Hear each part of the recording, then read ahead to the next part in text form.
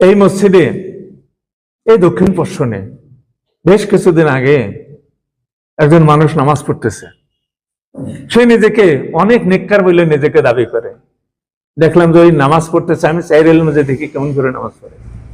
দেখলাম যে সেজদা দেওয়ার পর আর এক সেজদার মাঝে 4 আঙ্গুল মাথা উঠাইলো, তারপরে আবার ওই মাথাটা আবার নিয়ে রাখলো।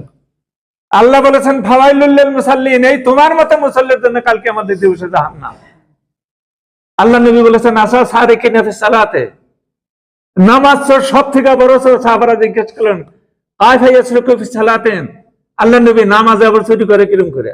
আল্লাহ নবী বললেন লাম ইতাম্মা রুকুআহু ওয়া সুজুদাহু, যারা রুকু এবং সাজদায় যারা ভালোভাবে রুকু সাজদা দেয় নাই তারা হলো নামাজচোর।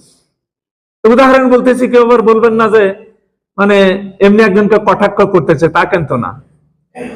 এই যে পোস্ট, এই পোস্টের এখানে একজনের পিছনে নামাজ পড়লাম, দূরের একজন মানুষ আছে, আমিও সাথে আছি।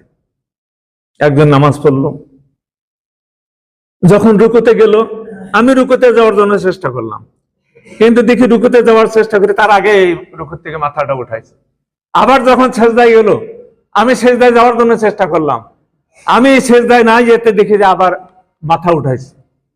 এরকম করে নামাজ যখন পড়লো, পড়ার পরে আমি এইদিকে দক্ষিণ দিকে এসে দাঁড়িয়ে আমি আকামত দিয়ে তাকে দেখাইলাম যে কেমন করে নামাজ পড়া লাগে। আমি নামাজ সঙ্গে সঙ্গে দৌড়ে পড়লাম।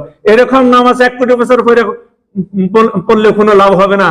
আর এই নামাজ কালকে আমাদের দিবসে মানুষকে জাহান্নামে নিয়ে যাবে।